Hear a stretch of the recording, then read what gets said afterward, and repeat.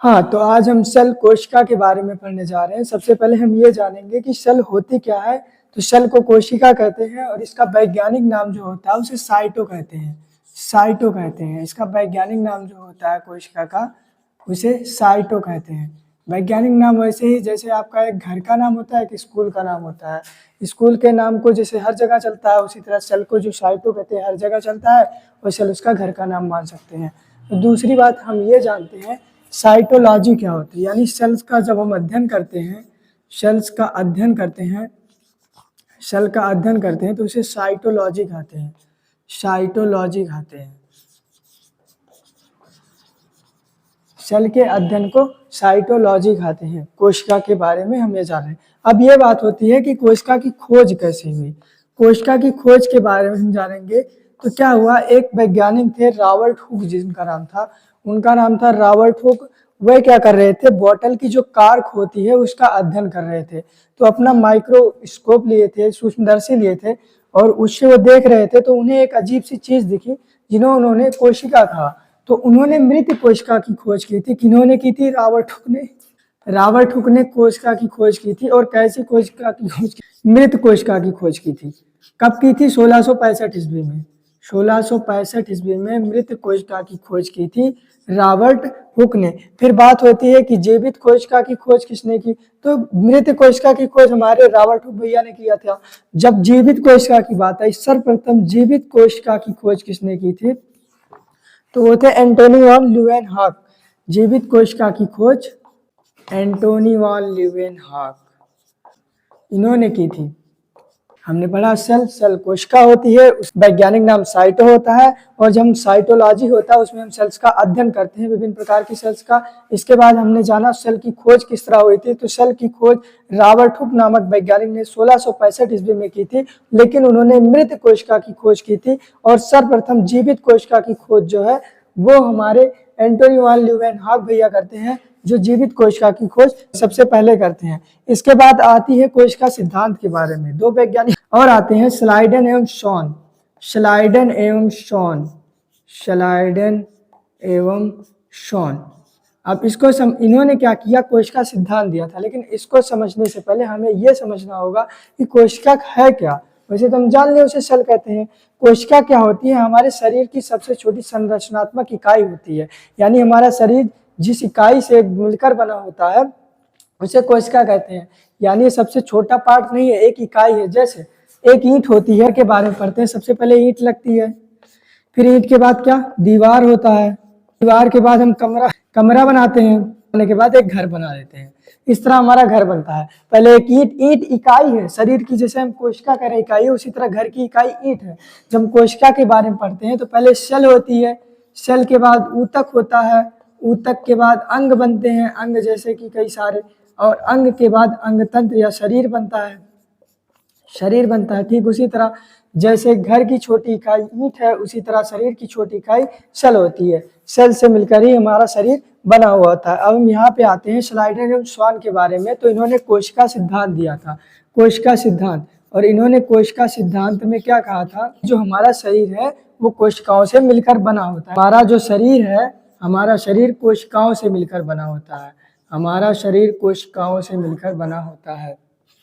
अब हमें यह जानना है कि सबसे बड़ी कोशिका क्या होती है, सबसे छोटी कोशिका क्या होती है, मनुष्य में सबसे बड़ी कोशिका, मनुष्य में सबसे छोटी कोशिका क्या होती है, ये जानेंगे। हम देखते हैं इस दुनिया में सबसे छोटी कोशिका कौन सी होती है। सबसे छोटी कोशिका सबसे पहले जानते हैं।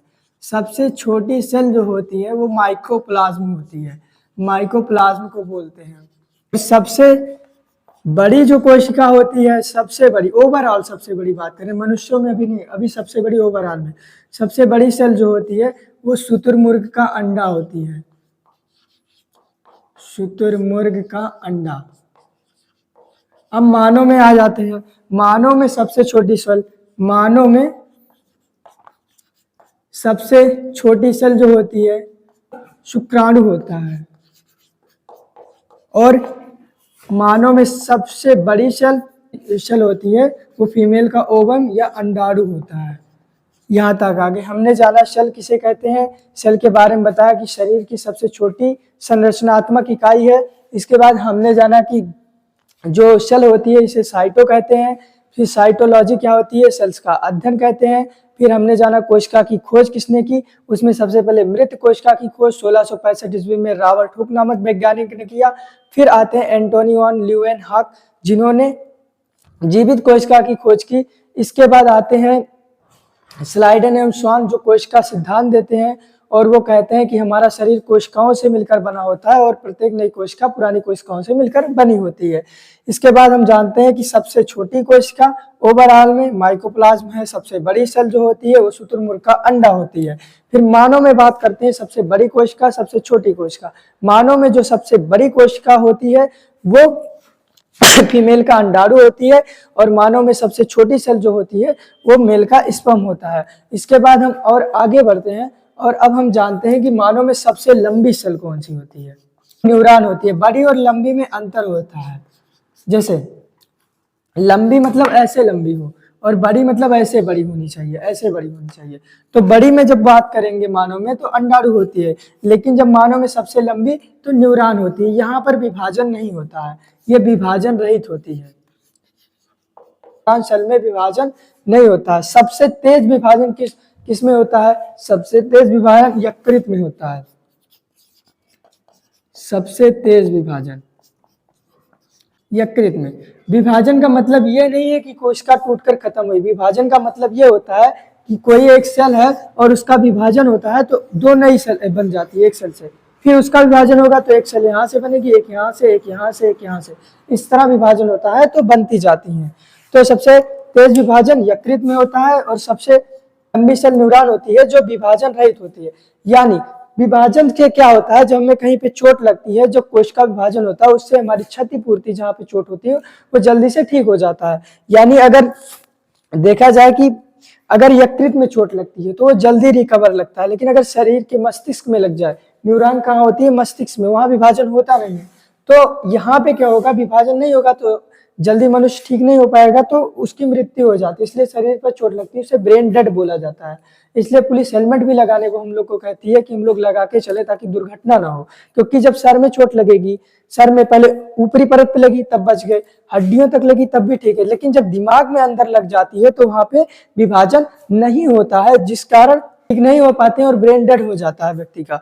लेकिन जब यही विभाजन तेजी से होने लगे, जो ये कोशिका विभाजन है, ये सेल डिवीजन जो है, ये बहुत तेजी से होने लगे, यानी अनियंत्रित बहुत ज्यादा हो जाए, तो उसी को कैंसर कहते हैं।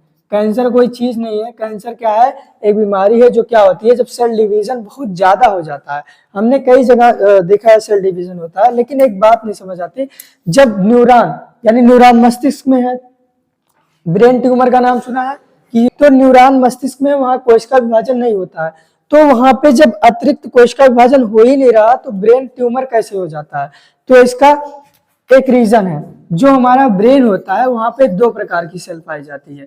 ब्रेन में दो प्रकार की सेल, एक न्यूरॉन सेल होती है, ये 90% ब्रेन में होती है, न्यूरॉन सेल ये 90% होती है, और दूसरी सेल होती है गिलियल सेल।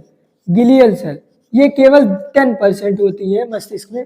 ये जो ब्रेन ट्यूमर होता है ये इसी कारण होता है। न्यूरॉन सेल विभाजन नहीं करती है तो कैंसर नहीं होता, लेकिन जो गिलियल 10% सेल है इनका विभाजन करती है, जब इनका विभाजन अतिरिक्त हो जाता है तो ब्रेन ट्यूमर कैंसर हो जाता है। इसके बाद हम जानेंगे कोशिकांग, कोशिका के अंग कौन कौन से हैं, जो आने वाली अगली वीडियो में हम जानेंगे। अभी हम ये जान गए हमने क्या क्या पढ़ा, वो फिर से एक बार बात कर लेते हैं। हमने सेल के बारे में पढ़ा, सेल क्या होती है, शरीर की सबसे छोटी इकाई, संरचनात्मक सबसे छोटी इकाई, ठीक है। जैसे मैंने बताया घर बनाते हैं तो उसकी सबसे छोटी इकाई ईंट होती है, उसी तरह हमारा शरीर जो बनता है कोशिकाओं से मिलकर बना होता है और उसकी सबसे छोटी इकाई सेल्स होती है। दूसरा हमने पढ़ा जो सेल होता है उसका वैज्ञानिक नाम साइटो होता है, और साइटोलॉजी के बारे में हमने जाना कि साइटोलॉजी जो होती है के अध्ययन को साइटोलॉजी कहते हैं। फिर हमने जाना कि कोशिका की खोज कैसे हुई, तो कोशिका की खोज रॉबर्ट हुक नामक वैज्ञानिक थे 1665 ईस्वी में करते हैं, बोतल की कॉर्क का अध्ययन कर रहे थे, वहां से पता पाते हैं, और उन्होंने मृत कोशिका की खोज की थी। इसके बाद एंटोनी वॉन ल्यूवेनहॉक आते हैं और उन्होंने जीवित कोशिका की खोज करते हैं। उनके बाद स्लाइडन एवं स्वान आते हैं जो कोशिका सिद्धांत देते हैं, और वो कहते हैं कि जो हमारा शरीर है वो कोशिकाओं से मिलकर बना होता है। अब उनके बाद क्या होता है, हम ये जानते हैं कि शरीर में सबसे बड़ी कोशिका, सबसे छोटी कोशिका, ओवरऑल में सबसे बड़ी और ओवरऑल में सबसे छोटी कोशिका। तो ओवरऑल में सबसे बड़ी जो कोशिका होती है वो शुतुरमुर्ग का अंडा होती है, और सबसे छोटी कोशिका ओवरऑल में माइकोप्लाज्म होती है, जिसका व्यास जो होता है 0.02 मीटर होता है। इसके बाद हम जानते हैं मानव में सबसे छोटी सेल, मानव में सबसे छोटी सेल मेल का शुक्राणु होता है, और मानव में सबसे बड़ी सेल वो मेल का अंडाणु होता है। इसके बाद हम जानते हैं कि मानव में सबसे लंबी सेल, जो मानव में सबसे लंबी सेल होती है वो न्यूरॉन सेल होती है। लंबी और बड़ी में अंतर है, लंबी मतलब ऐसे लंबी और बड़ी में ऐसे बड़ी हो सकती है, ठीक है। इसके बाद हम जानते हैं कि सबसे तेज कोशिका विभाजन कहाँ होता है, यकृत में होता है, और सबसे कम कोशिका विभाजन न्यूरॉन में होता है, न्यूरॉन सेल में। न्यूरॉन सेल में कोशिका विभाजन नहीं होता है। तो ब्रेन ट्यूमर क्यों होता है, इसके बारे में बात किया तो ब्रेन में दो प्रकार की सेल पाई जाती है। 90% जो सेल्स है वो न्यूरॉन सेल्स पाई जाती हैं जो विभाजन नहीं करती हैं, और ग्लियल सेल 10% पाई जाती है जो विभाजन करती हैं। इस कारण ब्रेन ट्यूमर होता है।